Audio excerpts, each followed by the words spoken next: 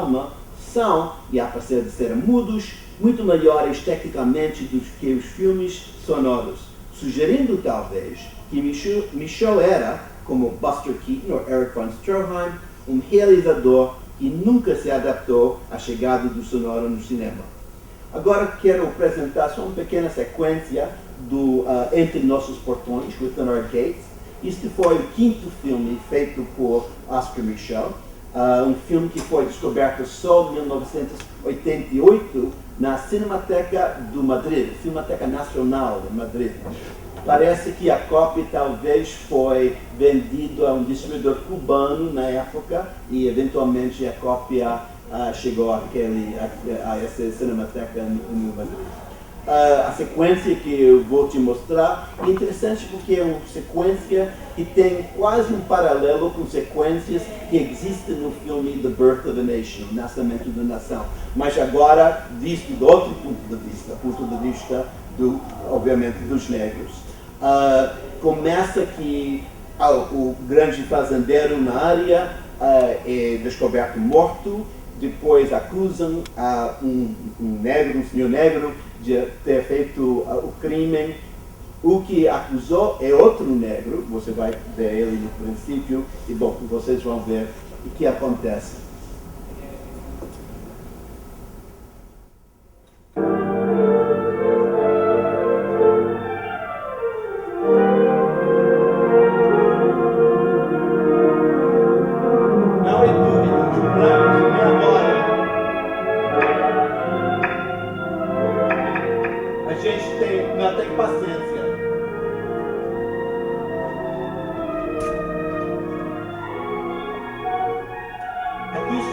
Com todos os brancos, quando os outros negrões estão na floresta, estão escondidos na floresta.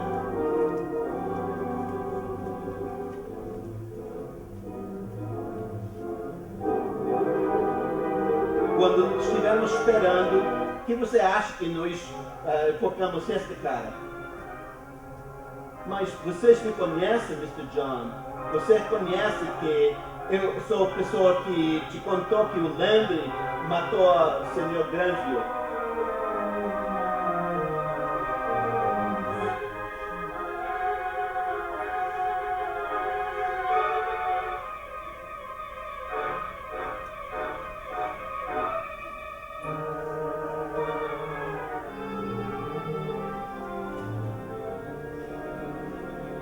Fumo que revela. Essa é a família negra que eles estão escondidos e os brancos estão procurando eles, estão presos.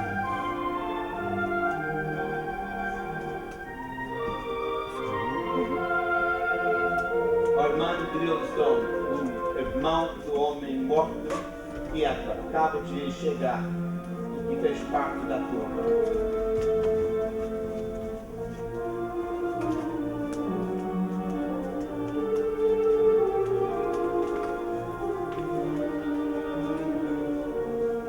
Jornais falou. O assassinato Landry.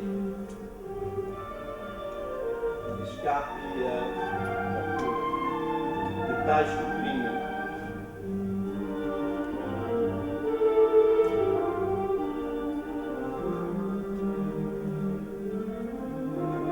Fala que era o Ephraim, que ele mesmo que era o descendente do homem que acusou a pessoa que eles dizem matou ao Fiddleston.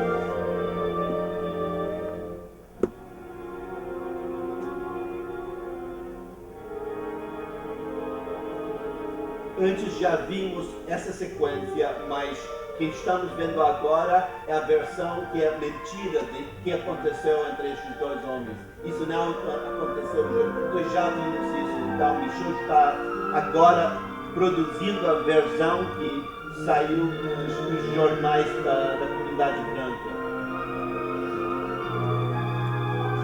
Mientras os jornais estavam publicando tudo isso, na selva era uma negra que estava ali, uma selma. São os negros que estão escondidos porque sabem que tem a turba branca. Justiça, onde você é? Me responde. Quanto tempo?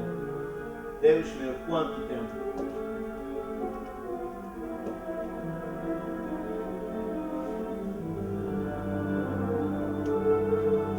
Proclamação que o assassino Jasper Landry, agora que eles capturaram ele e confessou ao crime, será levado à justiça pela cidadania de Lawrence, ao lugar da execução.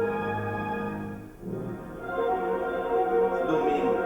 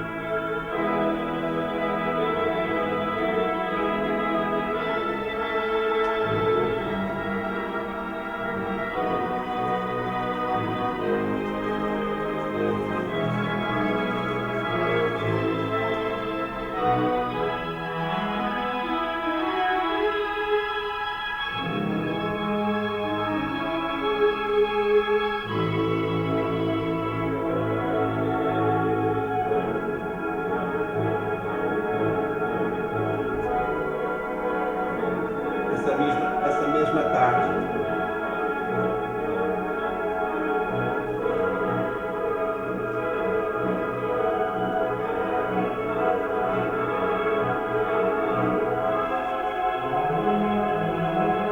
A Silvia, que escapou na noite com primos, que prometeu a ela ajudar ela, volta a casa para apanhar algumas coisas. Ela está fugindo.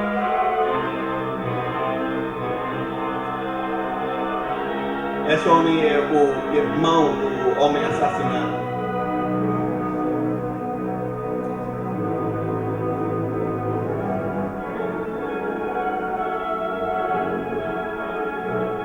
Nem satisfeito com todos os vítimas já incinerados no fogo, ele agora ataca Silvia.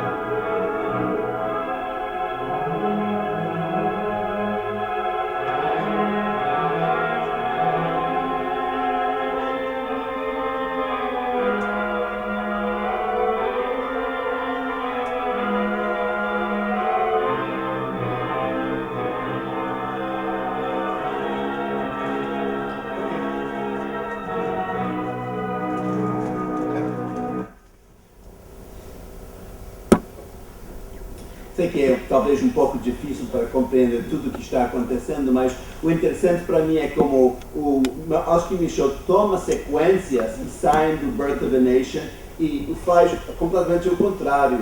Agora nós vemos o linchamento das pessoas, mas do ponto de vista das vítimas. Agora é a turba branca que é anônimo, não é a turba negra, como nos filmes sudritos. Os personagens negros são mais especificados para nós, sabemos os nomes deles e tudo, ao contrário dos personagens brancos. E também a sequência famosa do Birth of the Nation, quando Gus começa a seguir o Mae Marsh dentro da casa e ela acaba saindo, fugindo da casa e salta a morte dela. Aqui tem o contrário, agora é o branco que está perseguindo a mulher negra. Então é uma reinterpretação, um pouco um ponto de vista, uma maneira de corrigir talvez tudo que foi mostrado num filme como Birth of the Nation.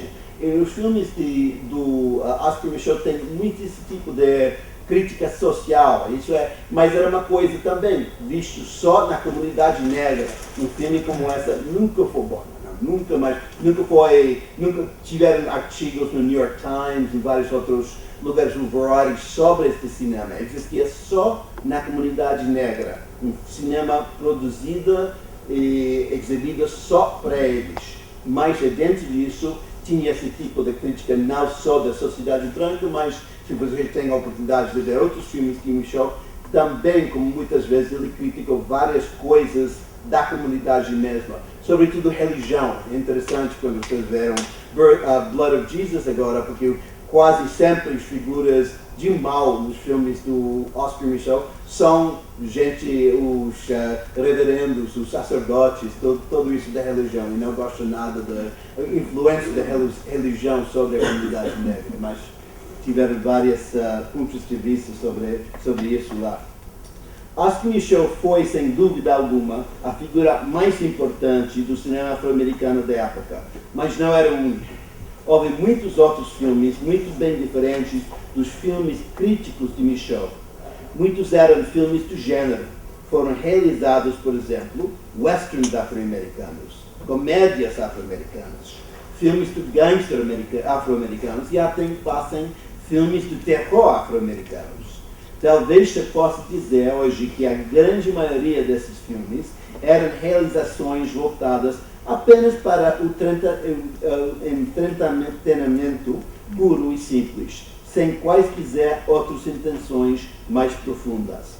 Ou seja, seguiriam todas as regras e convenções dos filmes de Hollywood.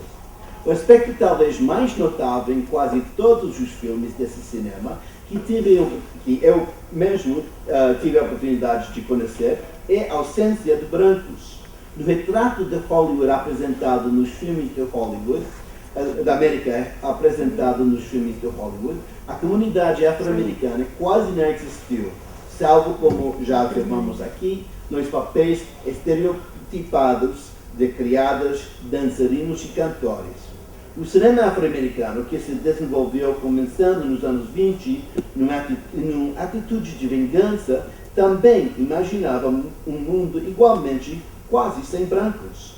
Os heróis e vilões, a polícia e os bandidos, todos eram afro-americanos. Trata-se de uma visão que protestava pela ausência afro-americana nos filmes de Hollywood e na cultura americana em geral. Desse modo, podemos ver todo esse movimento, desde os westerns até os filmes mais críticos de Micheaux, como uma intervenção política no discurso cultural americano. E agora umas palavras sobre o Blood of Jesus, um filme dirigido por Spencer Williams em 1941. O produtor desse filme era um branco, o exibidor Alfred Sack, dono de 43 cinemas na região do Dallas, Texas. Sack era familiarizado com o cinema afro-americano porque teve alguns cinemas em bairros e cidades afro-americanos e, portanto, sabia do potencial da bilheteria existente nesse cinema. Durante uma visita a Hollywood em 1939, Sack conheceu Spencer Williams, que era um ator cômico. Williams também tinha trabalhado em filmes do cinema afro-americano e até dirigiu, segundo ele, um filme chamado Tenderfeet, ainda desaparecido. Segundo Evelyn Sack, filho do Arthur, seu pai prometeu a Williams $5.000 para fazer um filme para ele distribuir e exibir. Não sabemos se esse total foi o único investimento na produção. Além do Williams, que interpreta o papel do marido Raz, também Catherine Cavanis, no papel de Martha, tinha alguma experiência como atriz. O resto do elenco era formado, em sua maioria, por membros do coro celestial do pastor R.L. Robinson, um coro de música evangélica muito popular em Dallas. O roteiro é atribuído a Williams, que utilizou, sem permissão, imagens do poema Weary Blues, os blues cansados, do cultuado poeta afro-americano Langston Hughes. O objetivo principal do cinema clássico americano e de todos os cinemas clássicos, sabemos muito bem, era contar bem uma história. Não há uma razão implícita para esse aspecto do desenvolvimento cinematográfico, mas a verdade é que cada técnica, cada gesto do cinema clássico eram voltados para o andamento da narrativa. Além de todo o seu interesse psicológico e sociológico, The Blood of Jesus é um exemplo de um cinema que se concentra menos na narração de uma história e mais na criação de imagens fortes e chocantes. A história do Blood of Jesus é mínima. As transições entre sequências, entre tempos ou espaços, são, na sua maior parte, incoerentes e até mal feitos.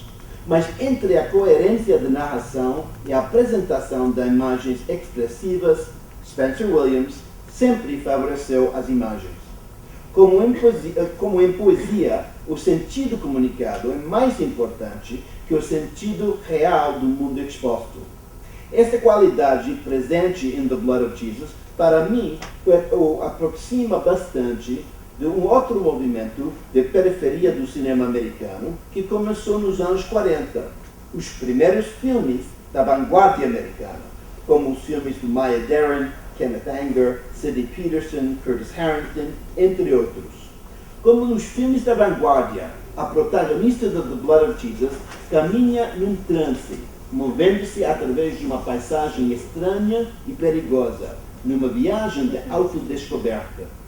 Também como a vanguarda, Williams utiliza técnicas cinematográficas como movimento acelerado, superexposição, aparecimentos e desaparecimentos, ou seja, recursos técnicos e retóricos que já haviam sido abandonados pelo cinema clássico há muito tempo. Talvez só agora possamos encontrar vários pontos de contato entre esses dois cinemas periféricos que, numa primeira e apressada visão, compartilham pouca coisa em comum. The Blood of Jesus me parece também um exemplo raro de um cinema folclórico, um cinema que emerge das imagens e crenças com raízes fortes na consciência popular. É um filme que me fascina mais e mais a cada vez que o vejo. O que aconteceu com esse cinema afro-americano independente? Integração racial.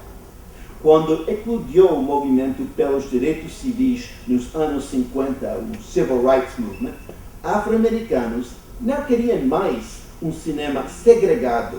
Eles queriam ser representados, fazer parte do cinema americano, isto é, do cinema de Hollywood.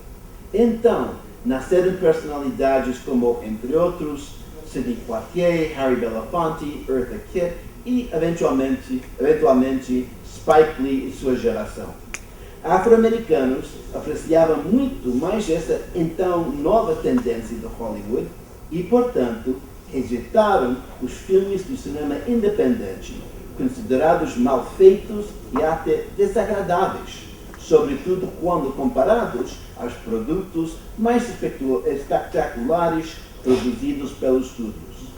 Os filmes do cinema independente afro-americano foram rapidamente esquecidos, e se não fosse pelo trabalho dedicado de alguns arquivistas, pesquisadores e acadêmicos, os poucos filmes que sobraram hoje desse cinema também estariam perdidos.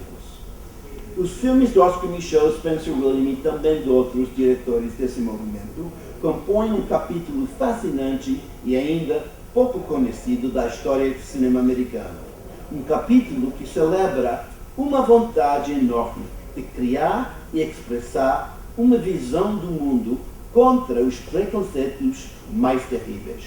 Espero que este redescobrimento, a revelação deste cinema possa também despertar em vocês o mesmo prazer que este cinema já me deu. Muito obrigado pela atenção e a presença de todos.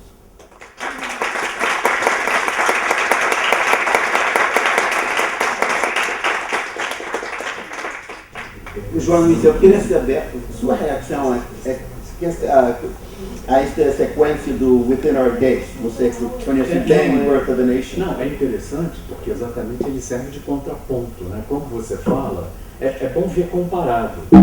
Até, por exemplo, a questão toda dos enquadramentos, da movimentação, por exemplo, da multidão, sim, ali naquele negócio daquele enforcamento, quando eles vêm andando para cá, que a câmera vai fazendo um movimento de traveling, é muito assim, em termos de domínio de linguagem, eu acho que fica evidente. Mas é interessante, assim, por exemplo, você ver um com o outro, para ficar muito marcado esse contraste. Então parece mesmo que é uma resposta, parece que é um cinema atuando como o Berkeley tão conhecido também da época, era talvez a primeira grande produção americana da época.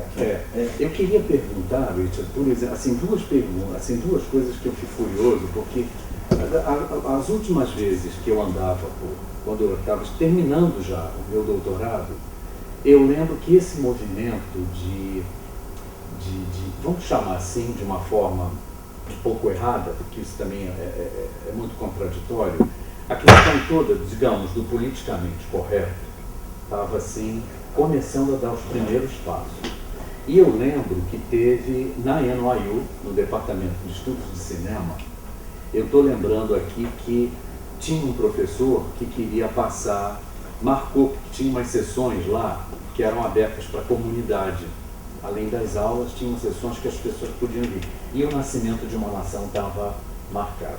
E teve todo um protesto dentro da universidade para não exibir o Nascimento de uma Nação. E acabou que não foi exibido, entende? Então houve uma reação assim. Isso tem quase 25 anos por aí, talvez um pouco mais. Talvez 25 anos. Eu queria saber como é que se isso continua assim. Por exemplo, você programa o Nascimento de uma Nação no Lincoln Center de uma maneira assim, sem muito atrito? Ou... É uma pergunta. Pessoalmente, acho que é impossível. E não é uma coisa boa exibir esse filme sem contexto. Acho que você precisa de alguém para apresentar o filme, discutir depois do filme. Mas vou te dizer que nas aulas que eu dou em Colômbia, sempre uso mais Intolerância do Griffith, outros filmes do Griffith. Nunca mostro sequências do Nascimento de uma Nação. Mas já houve vezes quando pessoas, sobretudo alunos afro-americanos e outros, vieram para me dizer: é que você tem cópia do Berkeley